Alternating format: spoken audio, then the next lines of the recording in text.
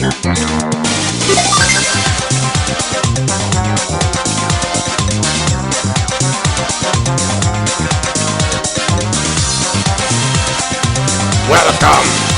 WWW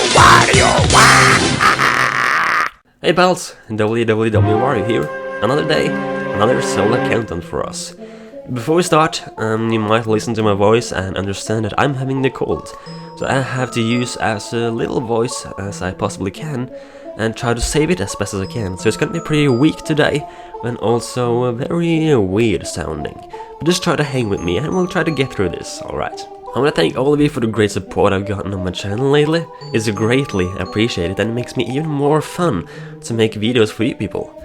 Anyways, some might look at the title of this video and be confused. Didn't he make this video before? Well, if you think that, you are spot on. I made a top Zelda Dungeon video a good while back, but as time passes, people's opinions change. For me, when it comes to Zelda, it can change overnight, basically. Therefore, this list of my favorite Zelda dungeons might be different already tomorrow. But at least this is how it looks now. So here it is, my new list of top 5 Zelda dungeons.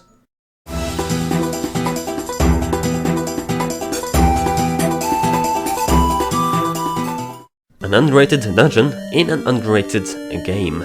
Or at least this game was underrated at the time when it was first released. The Wind Waker has decent temples all around, but one definitely stands out compared to the rest by including a very interesting twist of gameplay in a very important location story-wise, the Forsaken Fortress.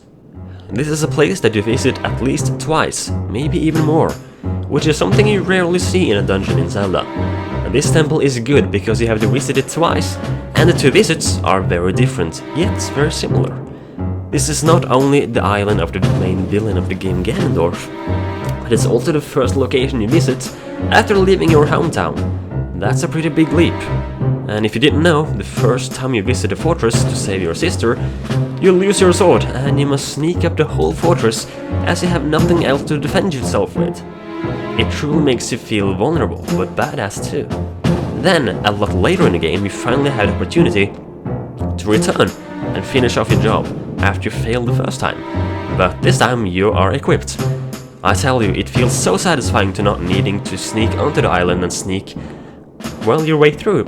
Instead, this time you sail right through, you bomb your way through the blockade and just wreck everything in your path as you move towards, well, Ganondorf himself and your sister as you move through the fortress and you finally get into the big fight with the big bird that threw you away the first time.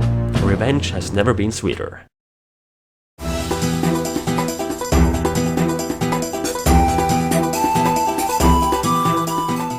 This is a temple you will recognize from the previous video, if you watched that one, but this time it's a bit further down on the list. It's the Forest Temple, Ocarina of Time style. It's not that I don't like this temple anymore or like it less than I did that time, it's just that I like the 3 other temples further up on this list better this time. But who could that be? I bet you're wetting your pants to find out, huh? Anyways, as I said back then, the Forest Temple has really everything you should expect from a dungeon in Zelda. It has great puzzles, good fights, a great boss battle, and it provides an amazing atmosphere for the player. The Forest Temple is one of the dungeons that is most rich in atmosphere out of them all. The incredible music just seemed to echo off the ancient walls throughout the whole temple. The place takes place both outdoors, where it's decently beautiful, but also indoors, where it looks like an old abandoned mansion of some kind. It has twisted hallways, a checkboard room, wall masters, ghosts, and more. And you get the bow and arrow here. Seriously, what more can you ask for?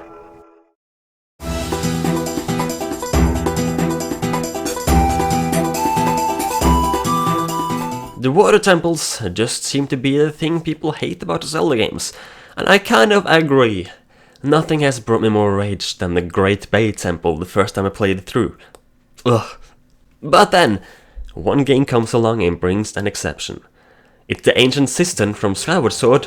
It seemed to not only be the only water temple people like, but also the only water temple people actually love. And this truly is a temple to love. The water in the ancient cistern, compared to the other water dungeons, is really there just because of the beauty. Sure, it's used and all, but not like 90% of the dungeon, which makes us respect and accept the water a lot more. As soon as you enter the dungeon, you are met with a bright and colorful and happy location. You start to speculate if anything evil can live here at all. The statue of a god in the middle, the bright lightning, the beautiful water with lily pads on. You feel like you're in heaven. The puzzles are great in this dungeon, and you got a pretty cool item actually, being the whip. Yep, the little whip. But then Nintendo decides to make this twice as awesome. Remember I said this place reminds me of heaven? Well, there's a bottom floor to this dungeon as well that reminds me of, well, hell. Down there are zombies, red lakes and a dark bluish lightning. It's such a huge and great contrast to the floor you were just in. And let's not forget about the boss battle. Finally, the Wind Waker mechanic comes back in the form of picking up enemy weapons, and with it you are absolutely annihilating Colossus. You're gonna look long before you find anything that satisfying in a Zelda game, really.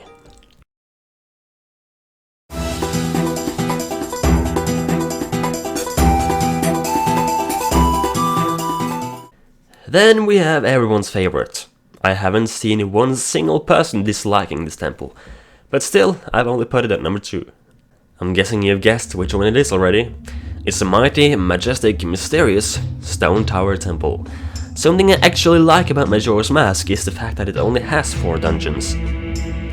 While many people dislike that, I think it makes each of the 4 temples stand out more. They become more important, and you remember them more than you would if they were just a part of the crowd. The Stone Tower Temple is a fantastic ending temple to a fantastic game. Being the 4th and final temple in the game, it's located in the Land of the Dead, Ikana. That adds to the great build-up to the temple as you travel through the Land of the Dead, climb by this huge weird stone tower before entering the temple itself. Not only does it look good, but the puzzles are so good. It combines all 3 of the transformation masks you've already gotten in the game. The temple truly puts them to clever uses. And after getting the light arrow, you turn the whole freaking temple upside down and walk on the ceiling with the sky being below your feet. It feels so weird, but amazing at the same time, and many rooms you won't recognize at first. Take that and add an amazing background song and a great boss battle, and you've pretty much gotten the Stone Tower Temple.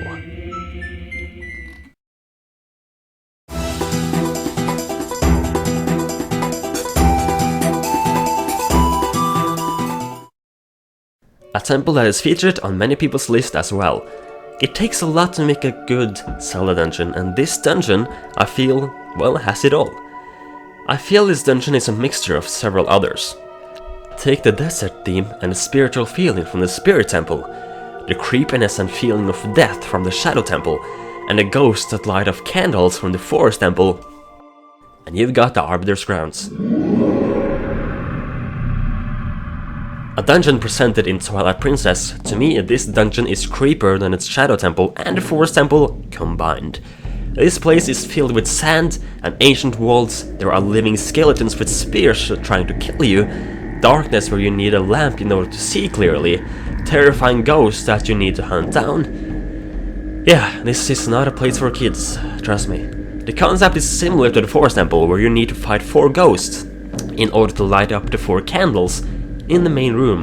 Though unlike the Forest Temple, these guys look like, well, death itself. I really like this dungeon's puzzles, especially after getting the spinner, which honestly has to be one of the most unique and fun items ever presented in Zelda. It's also worth thinking about that this was a prison for people who actually would get executed. Yeah, think about that for a second.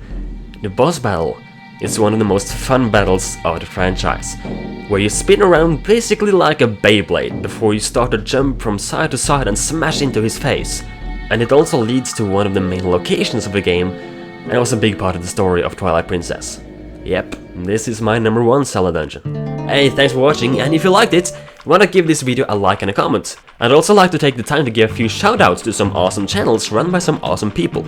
I've gotten to know them recently, these being Luigi Kid, Dakos Games, Games and Wario, and Rasbowski.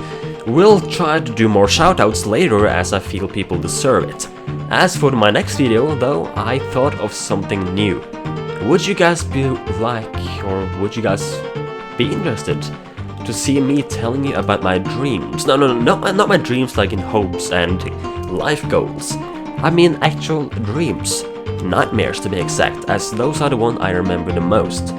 I think it could be interesting to try to draw on paper and tell you about the story of what I experienced in my nightmares, as I'm actually very fascinated by dreams. Is that something you'd like to see? Because I've had some very weird nightmares. It could be really interesting to share them with you guys. Tell me in the comments, and as always, subscribe to see more from me, and I'll see you all on my next video. Goodbye.